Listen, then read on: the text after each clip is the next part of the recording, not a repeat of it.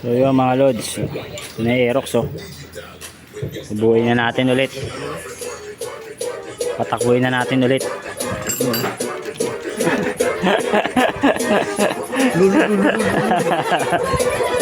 Ito muna yung kakabit nating hub pansamantala. Tapos ito yung nabili natin swing arm. Pinahirapan tayo. Brake sa likod, bracket, lever, battery 7210C na Samsung SDI, yung controller sa button 100.